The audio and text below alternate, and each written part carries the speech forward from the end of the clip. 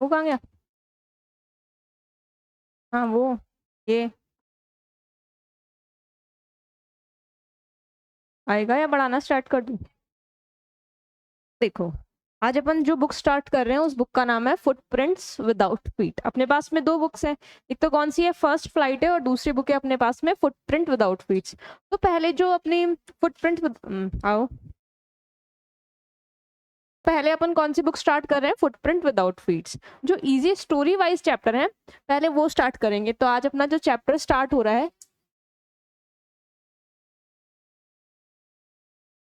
बिना पैरों के निशान, विदाउट फीट्स। फीट्स मतलब होते हैं पैर, तो बिना पैरों के निशान, ये मतलब होता है इस बुक के नाम का। इस बुक में एक चैप्टर है इनविजिबल मैन करके, बिना पैर के निशान, फुटप्रिंट्स। ठीक है, तो आज अपन चैप्टर स्टार्ट कर रहे हैं भोली, दैट इज चैप्टर नंबर 9। ठीक है, तो भोली जो एक स्टोरी, आप इधर ध्यान दो, पहले मैं बोलूं, जब मैं बोलने को बोलूं तो ही बोलना, उसके बीच में मत बोलना। तो जो अपन भोली चैप्टर स्टार्ट कर रहे हैं, इसका जो राइटर है वो है के ए अब्बास। कौन है? ये राइटर है स्टोरी के। ठीक है, तो एक सेकेंड, ये बंद हो गया क्या? आवाज आई क्योंकि तो रिकॉर्ड नहीं होगा, ये फिर रिकॉर्ड। ठीक है, तो अपन चैप्टर स्टार्ट कर रहे हैं। इस चैप्टर का जो राइटर है वो कौन है, के ए अब्बास।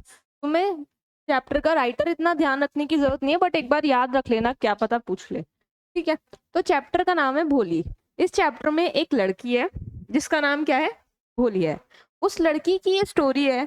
तो ये जो स्टोरी स्टार्ट होती है उसके बचपन से स्टार्ट होती है। वो जो लड़की होती है भोली, वो अपने एज के बच्चों से थोड़ा पीछे रह जाती है। तो जब चैप्टर स्टार्ट होता है तो स्टार्टिंग में ये बताते हैं कि बचपन में उसके साथ में क्या घटना होती है, क्या इंसिडेंट उसके साथ में होता है कि वो बाकी बच्चों से पीछे हो जाती है। फिर वो बाकी, अब ये स्टोरी बहुत पुरानी है, जब लड़कियों को स्कूल में नहीं भेजा जाता था। उस समय पर केवल लड़कों को ही एजुकेशन दिया जाता था। तो कैसे भोली जैसी लड़की जो कि बाकी बच्चों से पीछे है, वो स्कूल पहुंचती है। स्कूल पहुंच के वहां पे पढ़ना लिखना सीखती है, अपना डेवलपमेंट करती है। और बाद में जब उसकी शादी होने वाली होती है, चैप्टर के लास्ट में जो इसका थर्ड पार्ट है, उसके अंदर उसकी शादी किससे होती है, और उस शादी में क्या होता है, और उस शादी में जो इंसिडेंट होता है उसके बाद में भोली क्या करने का डिसाइड करती है, ये हम इस चैप्टर में पढ़ेंगे। तो सबसे पहला जो पार्ट है चैप्टर का, वो है कि जब भोली बहुत छोटी होती है उसके साथ में क्या क्या चीजें होती हैं उसके बारे में बताया हुआ है। तो चैप्टर स्टार्ट करते हैं।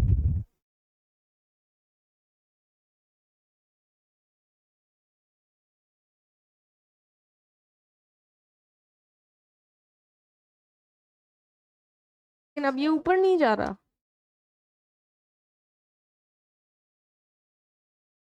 अरे क्या हुआ?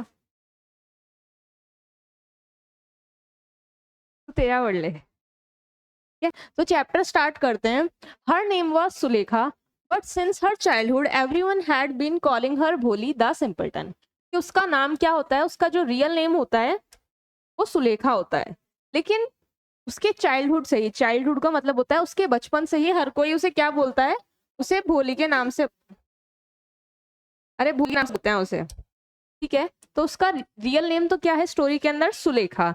लेकिन उसके चाइल्डहुड से, चाइल्डहुड मतलब उस बचपन से ही हर कोई उसे क्या बोलता है, भोली नाम कहकर बुलाता है। सिंपलटन मतलब होता है मूर्ख, पागल। ठीक है, तो उसका रियल नेम है सुलेखा चैप्टर के अंदर, और हर कोई उसे बचपन से क्या कहकर बुलाता है, भोली। तो लोग उसे भोली कहकर क्यों बुलाते हैं, आगे वो पढ़ते हैं। शी वॉज फोर्थ डॉटर, वो कौन सी डॉटर थी, फोर्थ नंबर की डॉटर थी। किसकी, नुम्बेरदार रामलाल की। ये जो रामलाल है ये कौन है, भोली का फादर है। और इसकी कितनी डॉटर्स बताइए चैप्टर में, उसकी 4 डॉटर्स बताइए। कि when she was 10 months old, वो कितने टाइम मतलब वो कितने महीने की थी, जब वो 10 मंथ्स की होती है, she had fallen off the cot. वो क्या होता है, जो खाट होती है उसके ऊपर से गिर जाती है। फॉलन मतलब होता है गिरना, कॉट मतलब होता है खाट या फिर चारपाई। जो चारपाई होती है वो जब 10 महीने की होती है तो उस चारपाई से गिर जाती है। ऑन हर हेड, अपने सर के बल वो चारपाई से गिर जाती है। And perhaps it had damage some part of her brain, और इसकी वजह से क्या होता है, उसके ब्रेन का कुछ पार्ट जो है वो डैमेज हो जाता है। That was why she remained a backward child, और उस वजह से वो एक बैकवर्ड चाइल्ड रह जाती है। And came to be known as Bholi the simpleton, और इस वजह से उसका नाम क्या पड़ जाता है, भोली रह जाती है, क्योंकि उसके दिमाग का कुछ पार्ट डैमेज हो चुका है। कुछ पार्ट डैमेज हो चुका होता है तो बच्चा उतना जल्दी डेवलपमेंट नहीं करता है, उतना जल्दी चीजों को समझ नहीं पाता है जितना बाकी बच्चे उसके एज के समझने लग जाते हैं। तो इस वजह से लोग उसको क्या बोलने लग गए, भोली। At birth the child was very fair and pretty, जब उसका बर्थ होता है, जब वो पैदा होती है तो वो बच्ची कैसी होती है, बहुत ही फेयर मतलब गोरा, और प्रिटी मतलब सुंदर, वो बहुत ही गोरी और बहुत ही सुंदर होती है। बट हाँ, जब पैदा हुई थी तब थी। But when she was 2 year old, अब कब की बात हो रही है, वो 2 साल की थी। He had an attack of smallpox, उसको क्या हो जाता है, स्मॉल पॉक्स हो जाता है, मतलब कि माता उसे निकल जाती है। Only the eyes were saved, उसकी क्या बचती हैं, सिर्फ आंखें बचती हैं, eyes were saved, but the entire body was permanently disfigured by the deep black poke marks, उसकी आंखें छोड़कर उसकी बॉडी का जितना भी पार्ट होता है उसके ऊपर जो ब्लैक पोक मार्क्स होते हैं, मतलब जो माता के निशान होते हैं, वो पूरी बॉडी को कवर कर लेते हैं। Little Sulekha could not speak till she was 5, जब वो 5 साल की होती है तब तक वो बोलना सीख नहीं पाती है, क्योंकि अब तो उसे सीखने में ज्यादा टाइम लगेगा ना, उसका जो दिमाग है अब वो आधा तो डैमेज हो चुका है। And when at last she learn to speak she stammered मतलब होता है हकलाना। जब वो फाइनली बोलना सीख जाती है थोड़ा थोड़ा, तो वो कैसे बोलना सीखती है, हकला हकला के बोलना सीखती है। The other children often made fun of her and mimicked her, कि जो बाकी बच्चे थे वो उसका मजाक उड़ाते हैं, फन मतलब मजाक उड़ाना, और मिमिक मतलब नकल करना, कि बाकी बच्चे हैं उसकी नकल करने लग जाते थे। As a result she talk very little, और इस वजह से क्या होता था कि वो बहुत ही कम बोलती थी, क्योंकि उसे पता था कि जब भी वो बोलेगी तो बच्चे उसका मजाक उड़ाएंगे, तो इस डर से वो बहुत कम बोलने लगी। एक पैराग्राफ हमने पढ़ा है, उसका रिकैप ले लो। किसके अंदर किसकी स्टोरी है, एक लड़की है जिसका नाम सुलेखा है, लेकिन उसे सुलेखा ना बोलकर लोग क्या बोलते थे, भोली बोलते थे। उसे भोली क्यों बोलते थे, क्योंकि जब वो कितने महीने की होती है, जब वो 10 months की होती है, तब वो अपने कॉट से गिर जाती है सर के बल, और उसके ब्रेन का कुछ पार्ट डैमेज हो जाता है, इस वजह से उसका उतना डेवलपमेंट नहीं हो पाता है और लोग उसे भोली बोलते हैं। फिर दूसरा इंसिडेंट उसके पास उसके साथ में क्या होता है कि जब वो कितने साल की थी, जब वो 2 साल की थी, तो उसके ऊपर किसका अटैक हो जाता है, स्मॉल पॉक्स का अटैक हो जाता है, और उसकी आंखों को छोड़कर बाकी पूरी बॉडी के ऊपर स्मॉल पॉक्स के ब्लैक पॉक मार्क्स रह जाते हैं। ठीक है, और जब वो बहुत टाइम बाद बोलना सीखती है, और जब बोलना सीखती है तो वो क्या करती है, स्टैमर करती है, और इस वजह से बाकी बच्चे क्या करते हैं, उसकी मिमिक्री करते हैं, मतलब उसकी नकल उतारते हैं। जो वर्ड्स यहाँ पर लिखे हैं और तुम्हें लगता है कि उसका मीनिंग लिख लेना चाहिए, उसे कॉपी में नोट करते जाया करो साथ साथ। करा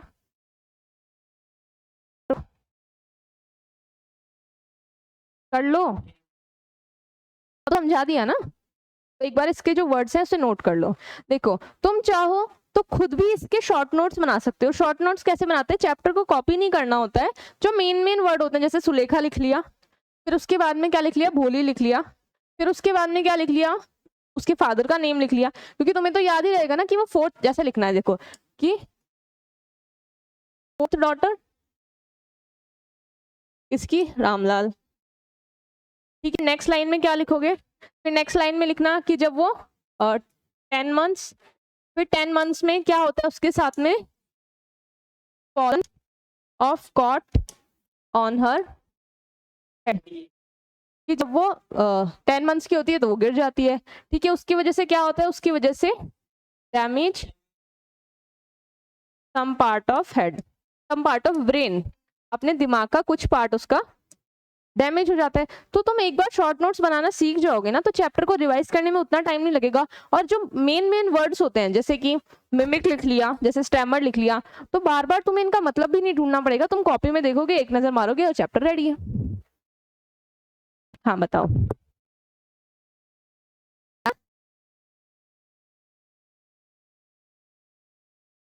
चलो एक चैप्टर के मैं लिखवा देती हूँ, बाकी चैप्टर के तुम अच्छा लिख लोगे, ठीक है।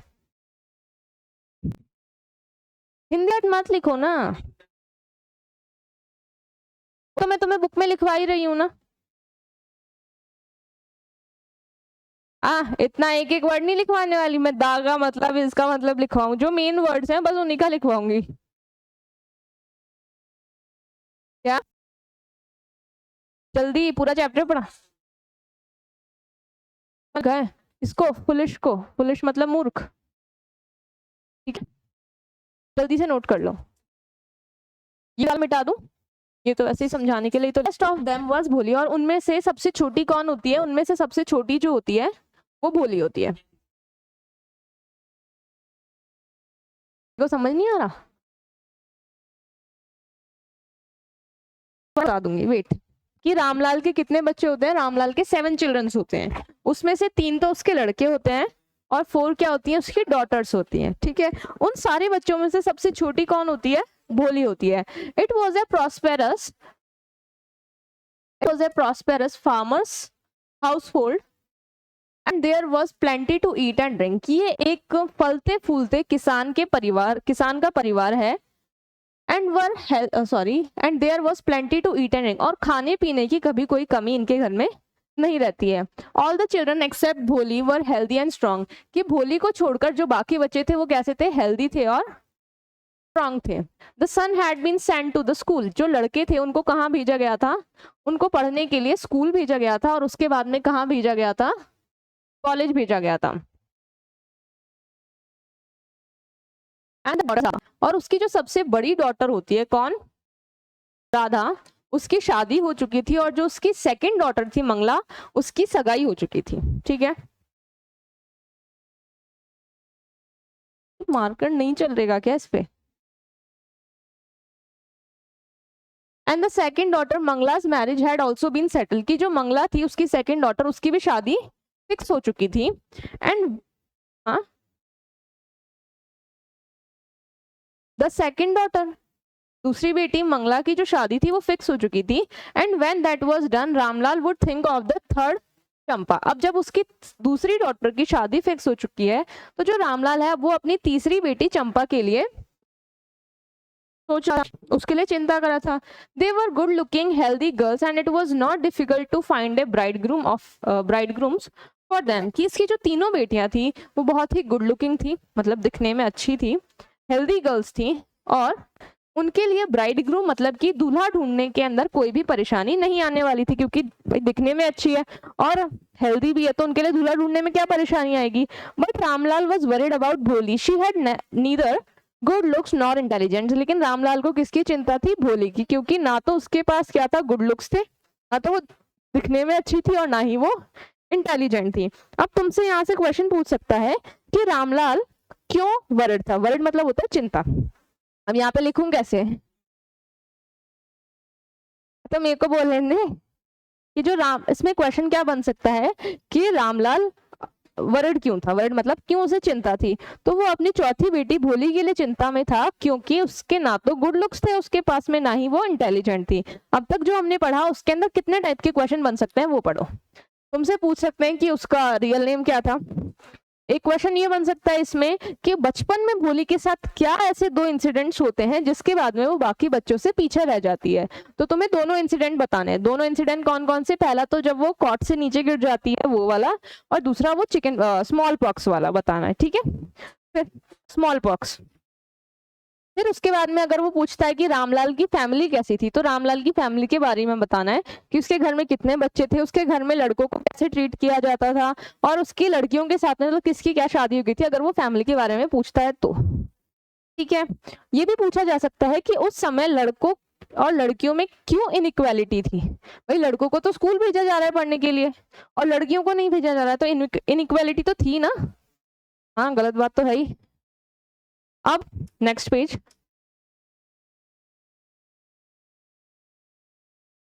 7 years old when Mangala was married। अब जो नहीं कौन सी बोली तो तेरी बुक में ढूंढ लेना इनमें से बोली कौन सी है, ठीक है। जब बोली कितने साल की होती है, 7 years की होती है। पहले तो तुम वर्ड मीनिंग्स लिख लो। ब्राइड ग्रूम का मतलब लिख लो दूल्हा, ठीक है। ब्राइड ग्रूम मतलब दूल्हा, और ब्राइड मतलब होती है दुल्हन, ठीक है। लिखो।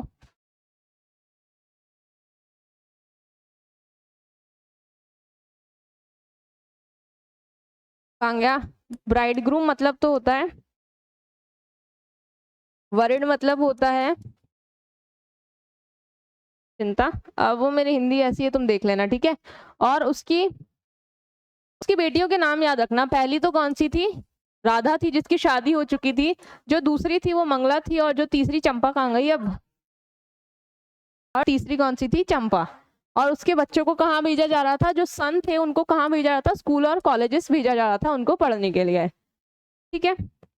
जल्दी से लिख लो।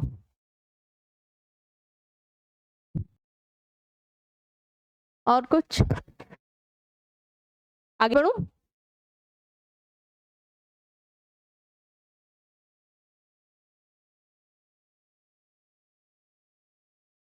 मिल गया क्या? हटाऊं?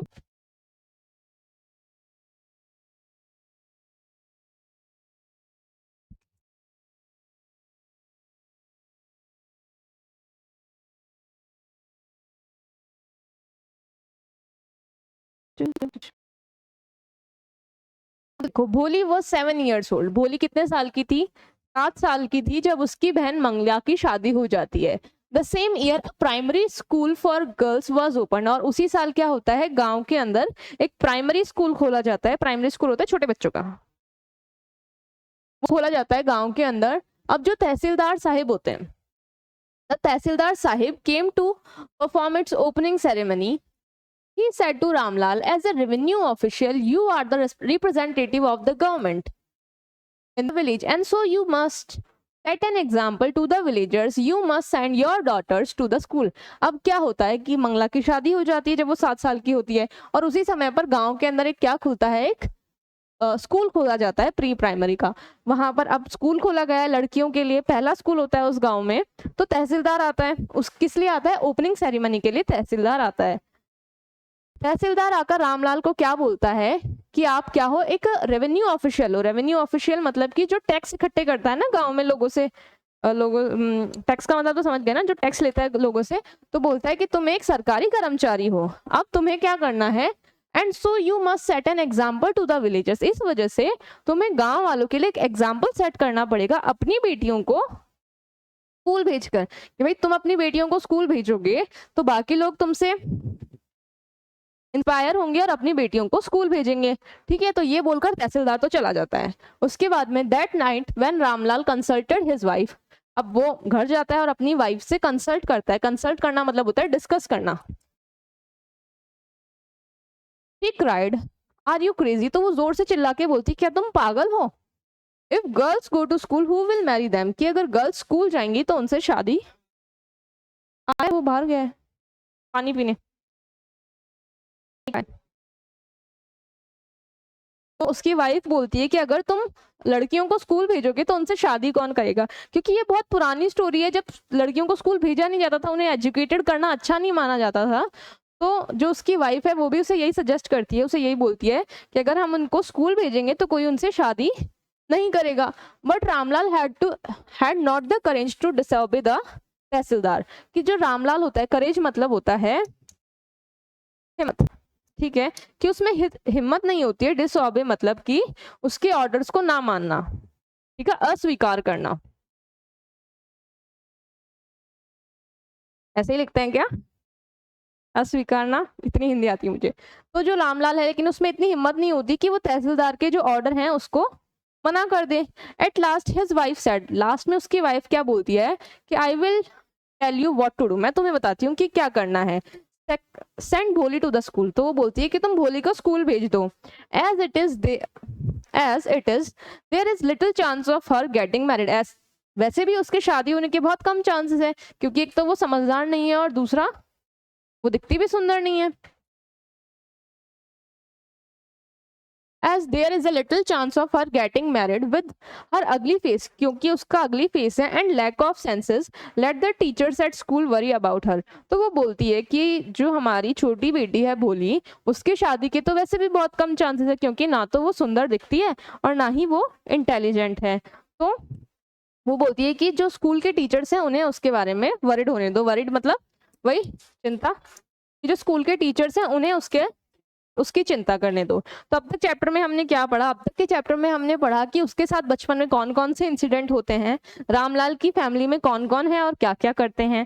फिर थर्ड इंसिडेंट हमने पढ़ा कि जब मंगला की शादी होती है तो स्कूल में गांव में एक स्कूल खुलता है, उस स्कूल में भोली को कैसे भेजा जाता है। ये क्वेश्चन यहाँ से बन सकता है कि वो क्या रीजन था कि भोली को स्कूल भेजा गया, क्योंकि भोली को स्कूल तो भेज नहीं सकते थे, गर्ल्स को उस टाइम पर स्कूल नहीं भेजते थे। तो क्या रीजन था कि भोली को स्कूल भेजा गया? तो भोली को स्कूल भेजने के पीछे रीजन क्या था? तहसीलदार का ऑर्डर, जो कि रामलाल डिसोबे नहीं कर सकता था। इस वजह से उसकी वाइफ उसे क्या सजेस्ट करती है कि अपन भोली को स्कूल भेज देते हैं, और वैसे भी उसकी शादी के बहुत कम चांसेस हैं। तो यहाँ तक की स्टोरी समझ में आई? यहाँ तक की स्टोरी में कोई प्रॉब्लम? पूछूंगी बेटा, अभी रुक जाओ तुम, अभी तो गर्दनें हिल रही है तुम्हारी। अब यहाँ से एक नया पार्ट स्टार्ट होता है चैप्टर का, ठीक है। The next day Ramlal caught Bholi by the hand and said, अगले दिन रामलाल भोली को उसके हाथ से पकड़ता है और बोलता है, कम विद मी, मेरे साथ आओ, I will take you school. Bholi was frightened. Frighten मतलब होता है डरा हुआ, भोली डर जाती है। यार नेक्स्ट डे क्या हुआ कि रामलाल जाता है, भोली का हाथ पकड़ता है और उसे क्या बोलता है कि चलो मेरे साथ, तो मैं तुम्हें स्कूल लेकर जाऊंगा। तो ऐसा उसे देखकर जो भोली होती है वो डर जाती है। लिख लिया इसका meaning?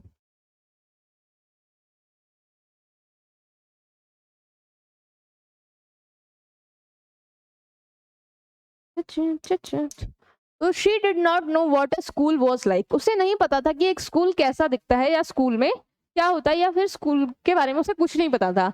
She remember how a few days ago their old cow Lakshmi had been turned out of the house and sold। तो उसे याद आता है कि कैसे कुछ दिनों पहले उनके घर में जो एक गाय थी, उसका गाय का नाम क्या बताया है? लक्ष्मी, उसे बाहर ले जाकर के बेच दिया जाता है। उसे थोड़े दिन पहले का इंसिडेंट याद आता है, तो वो नो बोलती है। She shouted in terror. Terror मतलब इन फियर। टेरर का एक वर्ड होता है फियर, नहीं डरना, डर के मारे। And pull her hand away from her father's grip. वो जोर से ना बोल के अपना हाथ उसके फादर्स के हाथ से छुड़ा लेती है। What's the matter with you, you fool, तुम्हारे साथ में दिक्कत क्या है? फूल मतलब होता है मूर्ख, जो तुम्हें ऊपर बता दिया है। शाउटेड रामलाल। रामलाल चिल्ला के बोलता है, तुम्हारे साथ में दिक्कत क्या है मूर्ख? I am only taking you to the school, मैं तो बस तुम्हें स्कूल ले जा रहा हूँ। Then he told his wife. तो फिर अब भोली तो वहां से चली जाती है, तो वो अपनी वाइफ को बोलता है, let her wear some decent. Decent मतलब होता है सिंपल या फिर सोबर, जो दिखने में अच्छे होते हैं वो डिसेंट, ठीक है। Let her wear some decent clothes today. तो वो जो रामलाल है अपनी वाइफ को बोलता है कि तुम इसे कुछ अच्छे और डिसेंट सिंपल से कपड़े पहना दो, or else what will the teachers and other school girls think of us when they see her. तो बोलता है वरना स्कूल के टीचर्स और बाकी लड़कियां हमारे बारे में क्या सोचेंगी इसे देखकर, क्योंकि एक तो वो सबसे छोटी थी, ऊपर से उसके दिमाग की हालत ठीक नहीं थी, तो लोग उसे इतना अच्छे से ट्रीट नहीं करते थे अपने घर में। New clothes had never been made for Bholi, कि नए कपड़े तो भोली के लिए कभी लाए ही नहीं गए थे। The old dresses of her sister were passed on to her, की जो उसकी बहनों के पुराने कपड़े होते थे वही उसे पहनने के लिए दे दिए जाते थे। No one care to mend or to wash her clothes, कि कोई भी उसका इतना भी ख्याल नहीं रखता था कि उसके कपड़े चेंज कर दें या उसके कपड़ों को धो दे। वो जैसे गंदे कपड़े पहन के रखती थी हमेशा वो वैसे ही पहन के रखती थी। But today she was lucky to receive a clean dress, लेकिन आज उसे क्या मिल रही थी? एक साफ सुथरी क्लीन ड्रेस मिल रही थी, which had shrunk after many washing and no longer fitted चंपा, कि वो बहुत बार धोने के बाद में छोटी हो गई थी, सिकुड़ गई थी। एक चंपा की पुरानी ड्रेस थी जो कि बहुत धोने की वजह से सिकुड़ गई थी, तो अब वो चंपा को नहीं आती थी, तो अब वो ड्रेस किसको दे दी गई? भोली को दे दी गई थी। She was even bathed, उसे नहलाया गया, and oil was rubbed into her dry and matted hairs, उसके बालों में, उसके ड्राई मतलब होता है सूखे, और मैटेड मतलब होता है उलझे हुए, उसके सूखे और उलझे हुए बालों में आज तेल लगाया गया। Only then did she begin to believe that she was being taken to a better place than her home, जाके उसे कहीं यकीन आया कि उसे कोई बेटर प्लेस पर ले जाया जा रहा है, जो कि उसके घर से तो काफी अच्छी है, क्योंकि उसे अभी इतना अच्छा तैयार करके उसके बालों में तेल लगा करके भेजा जा रहा है, तो उसे इतना तो समझ में आ गया था कि मुझे जहां भी ले जाया जा रहा है वो जगह मेरे घर से तो बेटर है। When they reached the school, the children were already in the classroom. जब स्कूल पहुंचते हैं तो बच्चे ऑलरेडी क्लासरूम में बैठे हुए होते हैं। Ramlal handed over his daughter to the headmistress, कि जो रामलाल होता है वो अपनी बेटी को किसको पकड़ा देता है, हेडमिस्ट्रेस, मतलब कि जो स्कूल में जो प्रिंसिपल होती है। हेडमास्टर तो मेल होता है, हेडमिस्ट्रेस फीमेल होती है, ठीक है। तो वो उसको भोली को थमा देता है।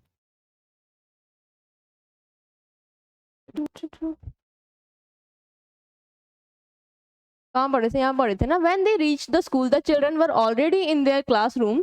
Ramlal handed over his daughter to the headmistress. जो रामलाल होता है अपनी बेटी को हेडमिस्ट्रेस को पकड़ा देता है। Left alone, the poor girl looked about her with laden eyes. कि अब वो जो बेचारी, पुअर गर्ल का मतलब है यहाँ पर बेचारी लड़की, गरीब नहीं है। पुअर गर्ल का मतलब यहाँ पर है बेचारी लड़की, आसपास अपने देखती है। फियर लेडन आइज मतलब कि डर भरी आंखों से वो अपने चारों तरफ देखने लगती है। फियर लेडन आइज मतलब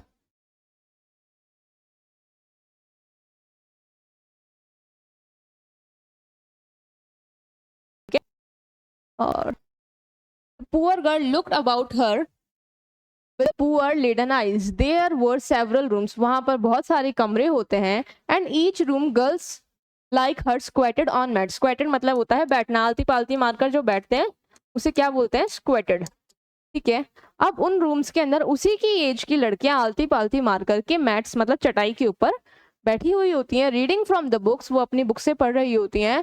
और writing on the slates. The head mistress ask Bholi to sit down in a corner in one of the classroom. जो हेड मिस्ट्रेस होती है वो भोली को एक रूम में ले जाती है और उसे एक कोने में ले जा करके वहां बैठने को बोलती है। मीनिंग्स नोट कर लिए।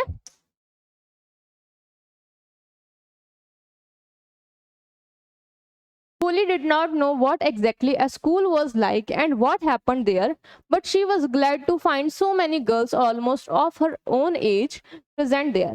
कि भोली को नहीं पता होता है कि एग्जैक्टली स्कूल कैसा होता है और स्कूल में क्या होता है, लेकिन वो इस शी वॉज ग्लैड। ग्लैड का मतलब होता है हैप्पी, खुश होना। लेकिन वो क्या सोचकर खुश है, she was glad to find so many girls. वहां पर इतनी सारी लड़कियों को जो कि उसकी खुद की एज की होती है उनको देखकर भोली बहुत ज्यादा खुश हो जाती है। She hope that one of these girls might become her friend. वो ये सोचती है, उससे ऐसा लगता है कि इन्हीं गर्ल्स में से कोई एक ना एक तो मेरी दोस्त बन जाएगी। The lady teacher who was in the class was saying something to the girls, but Bholi could understand nothing. कि जो लेडी टीचर होती है क्लास में वो कुछ बोल रही होती है, लेकिन जो भोली होती है उसे कुछ समझ नहीं आ रहा होता है। She looked at the pictures on the wall. वो क्या करती है, वो दीवार पे लगी हुई पिक्चर्स को देखती है। Colors fascinated her. Fascinated मतलब होता है अच्छा लगना। तो जो दीवार पे कलर्स और ड्राइंग्स बने होते हैं वो उसे बहुत अच्छे लगते हैं। The horse was brown, just like the horse on which tehsildar had come to visit their village. कि वहां पर एक घोड़े की तस्वीर लगी हुई होती है जो कैसा कलर का होता है, ब्राउन कलर का। वो जो घोड़ा होता है वो बिल्कुल वैसा ही दिखता है जिसके ऊपर तहसीलदार बैठकर गांव में आता है। The goat was black. जो गोट होती है वो ब्लैक होती है, like the goat of their neighbor, जैसे कि उनके पड़ोस में एक गोट होती है। The parrot was green like the parrot she had seen in the mango orchard. और एक पैरट होता है जो कि उसे कौन से पैरट की याद दिलाता है, एक मैंगो ऑर्चर्ड। एक ऑर्चर्ड मतलब होता है बगीचा, एक आम के बगीचे में जो तोता आता है उसकी वो उसे याद दिलाता है। And the cow was just like their Lakshmi. और जो काउ की पिक्चर होती है वो उसे क्या याद दिलाती है, उनकी लक्ष्मी की याद दिलाती है। एंड सडनली भोली notice that the teacher was standing bye her side smiling at her. और फिर एकदम से वो नोटिस करती है कि जो टीचर होती है वो उसके बगल में खड़ी होती है और उसे देखकर स्माइल कर रही होती है। What's your name little one. तो जो टीचर होती है वो उस लड़की से पूछती है कि तुम्हारा क्या नाम है। फिर वो स्टैमर करते हुए बोलती है भोभो, लेकिन वो पूरा नाम नहीं बोल पाती है। She could stammer no further than that. लेकिन इसके बाद में वो हकला भी नहीं पाती है, क्योंकि इतने सारे लोगों के बीच में जब वो हकलाने लगती है तो उसे डर लगने लगता है। Then she began to cry. और फिर वो रोने लगती है। And tears flowed from her eyes in a क्या लिखा हुआ है ये? Stammer no further than that, और इसके बाद में वो हकला भी नहीं पाती है। Then she began to cry, फिर वो रोना स्टार्ट कर देती है, and tears flowed from her eyes in a helpless flood, और उसकी आंखों से आंसू जोर जोर से, फ्लड मतलब होता है बाढ़, बाढ़ की तरह उसकी आंखों से आंसू बहने लग जाते हैं। She kept her head down as she sat in her corner, वो अपना सर नीचे कर लेती है हेड डाउन करके, और उसी कोने में बैठी हुई रह जाती है। Not daring to look up at the girls who she knew were still laughing at her, वो उसमें इतनी हिम्मत नहीं होती है कि वो गर्दन उठा के, जिसे पता है कि वो जो बाकी लड़कियां उसके ऊपर अभी भी हंस रही होगी, उन्हें देखने की उसमें अब हिम्मत नहीं होती है। When the school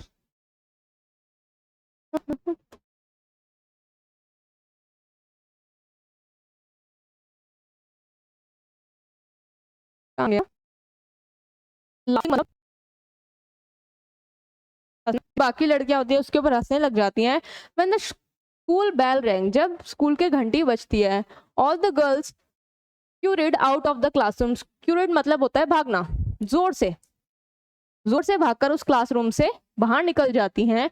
but Bholi dare not to leave her corner, लेकिन भोली में अभी भी इतनी हिम्मत नहीं होती है कि वो उस कोने में से उठ करके बाहर जा पाए। हर head still lowered, she kept on सोबिंग, सोबिंग मतलब होता है रोते टाइम करते ना, क्या बोलते हैं उसको? अरे स्लीपिंग नहीं भाई, रोते टाइम ऐसे क्या अटक के रोते हैं ना, क्या बोलते हैं उसको? अरे मुझे हाँ मतलब कुछ ऐसा ही वर्ड होता है, जो भी होता है, वो बस रोने लग जाती है, ठीक है? कुछ भी मान लो, तुम समझ गए ना कैसे रोती है। तो वो अभी भी उसी कोने में अपना सर नीचे करती हुई रोती रहती है। द टीचर्स वॉइस वॉज, तो फिर उसे एक आवाज आती है, भोली। The teachers voice was so soft and soothing, उसके फिर जो टीचर आती है उसका नाम लेती है, तो जो टीचर की वॉइस होती है वो बहुत ही सूदिंग होती है। सूदिंग मतलब जो कंफर्ट दे आपको, जो आपको सुन के बहुत अच्छी लगे। In all her life she had never been called like that, उसकी पूरी लाइफ में उसे इतने प्यार से कोई भी आज तक नहीं बोला था। टच हर हर्ट, ये बात मतलब जैसे उसकी टीचर उसको भोली बोलती है जितने प्यार से, वो उसके दिल को छू जाता है। गेट अप, उसकी टीचर क्या बोलती है? खड़े हो जाओ। It was not a command but just a friendly suggestion, भोली गॉट अप, ये कमांड नहीं था, टीचर तो कमांड करता है, लेकिन ये कमांड ना हो करके एक बहुत ही फ्रेंडली मैनर में वो उसे बोलती है, और भोली खड़ी हो जाती है। Sweat broke out of her whole body, उसकी पूरी बॉडी से पसीना आ रहा होता है। स्वेट का मतलब होता है पसीना, पूरी बॉडी से क्या आ रहा होता है? पसीना आ रहा होता है। Would her stammering tongue again disgrace her, वो ये सोचती है क्या जो उसकी स्टैमरिंग टंग है, स्टैमरिंग मतलब हकलाने वाली जीभ है, क्या उसे अभी भी डिस्ग्रेस कर देगी? डिस्ग्रेस का मतलब होता है डिसोबे, क्या वो उसे अभी भी धोखा दे देगी? उसे पूरा नाम ना बोलने मतलब अभी भी हकलाती ही रह जाएगी। For the sake of this kind woman, इस काइंड वुमन के लिए, however she decided to make an effort, वो सोचती है कि अब ये मुझे इतना प्यार से बोल रही है, तो वो उसके लिए ट्राई करती है बोलने का। She had such A soothing voice she would not laugh at her, वो उसकी इतनी अच्छी वॉइस थी, उसकी इतनी अच्छी आवाज थी, और वो इतना प्यार से भोली को बोलती है, तो भोली को लगता है कि ये मेरे ऊपर नहीं हंसेंगी। फिर वो स्टैमर करती है, बिगेन टू स्टैमर, वो हकलाने लगती है जैसे ही अपना नाम बोलती है। Well done well done, the teacher encourage her, जो टीचर होती है उसे बोलती है कि बहुत बढ़िया। एनकरेज मतलब होता है बढ़ावा देना, ये उसे बढ़ावा देते हुए बोलती है कि come on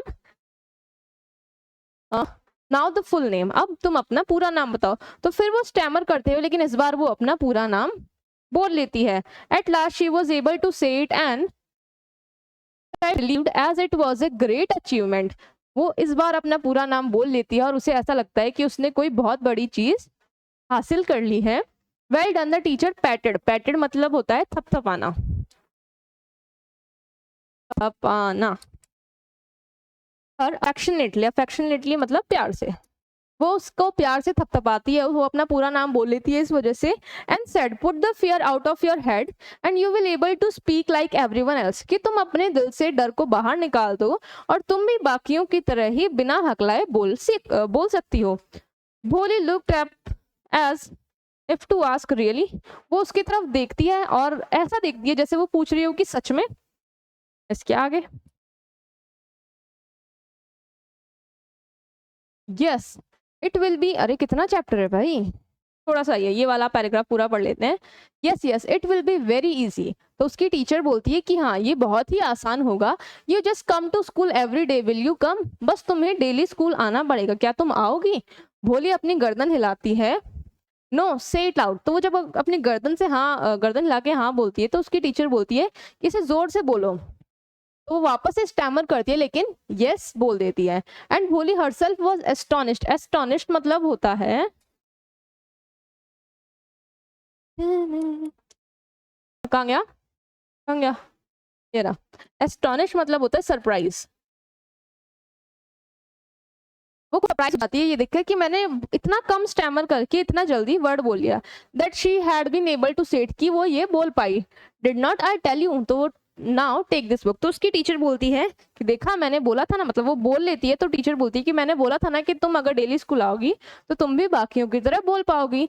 now take this book, और वो उसको एक बुक दे देती है। The book was full of nice pictures. जो बुक होती है वो बहुत सारी पिक्चर से भरी हुई होती है। And the pictures one in colours, और जो पिक्चर्स होते हैं उनमें बहुत सारे कलर्स होते हैं। Dog, cat, goat, horse, parrot, tiger and now a cow just like Lakshmi. उसमें बहुत सारे एनिमल्स होते हैं, कुत्ता, बिल्ली, और एक काउ होती है जो कि उनकी लक्ष्मी की तरह दिखाई देती है। And with every picture was a word in a big black letters, और हर एक पिक्चर के साथ में एक वर्ड होता है बड़े से ब्लैक अक्षरों में लिखा हुआ। In 1 month you will be able to read this book. तो उसकी टीचर उसे बोलती है कि 1 महीने के अंदर में तुम ये बुक पढ़ पाओगी। Then I will give you a bigger book. उसके बाद में मैं तुम्हें एक बड़ी किताब दूंगी। देन अ स्टिल बिगर, और उसके बाद में एक और बड़ी किताब। In time you will be more learn than anyone else in the village. कुछ टाइम बाद में तुम इस गांव में सबसे ज्यादा पढ़ी लिखी लड़की बन जाओगी। Then no one will be able to laugh at you. तो कोई भी तुम्हारे ऊपर हंस नहीं पाएगा। People will listen to you with respect. जो लोग हैं वो तुम्हें सम्मान के साथ में सुनेंगे। And you will be able to speak without the slightest stammer, और तुम बिना हकलाए बोल पाओगी। Understand, now go home and come back early tomorrow morning. वो उसे बोलती है कि अब घर जाओ और कल जल्दी स्कूल आ जाना। Bholi felt as if suddenly all the bells in village temples felt as if suddenly all the bells in the village temples were ringing. अब उसे ऐसा लगने लगता है कि जैसे गांव की सारी घंटियां बजने लग गई हों। And the trees in front of the school house had blossomed into the big red flowers. और जो स्कूल और उसके घर के बीच में जो पेड़ लगे हुए थे उन सब के ऊपर लाल लाल फूल खिल गए। मतलब अब उसे इतना अच्छा लग रहा था। Her heart was throbbing with a new hope and a new life. उसके मन में एक नई आशा जागती है और एक नया लाइफ उसके अंदर जागता है। तो ये स्टोरी अभी तक हम यहीं तक ही पढ़ेंगे। इसके बाद का जो चैप्टर है वो कल पढ़ेंगे, ठीक है। अब तक की स्टोरी में हमने क्या पढ़ा कि उसके साथ बचपन में क्या क्या इंसिडेंट होते हैं, रामलाल की फैमिली में कौन कौन क्या कर रहा होता है, वो भोली को ऐसा क्या इंसिडेंट होता है कि भोली स्कूल जाती है, और भोली जब स्कूल जाती है तो फर्स्ट डे उसके साथ में क्या होता है, जो उसके साथ में स्कूल में होता है, तो उसके बाद में टीचर उसे कैसे एनकरेज करती है, और लास्ट में कैसे भोली को एक होप मिलती है कि अब से उसकी लाइफ बेटर हो सकती है और वो एक अच्छा मतलब और बाकी लोगों से रिस्पेक्ट ले सकती है और बिना हकलाए बोल सकती हैं। ये सब हमने इस चैप्टर में पढ़ा था अब तक। कोई डाउट? पक्का? मतलब हर हार्ट वाज थ्रोबिंग मतलब जोर जोर से धड़कना, जैसे भारी आ जाए इतना जोर से धड़कना होता है थ्रोबिंग का मतलब, ठीक है। और कोई वर्ड और कोई डाउट? पक्का? हाँ कोई दिक्कत नहीं है।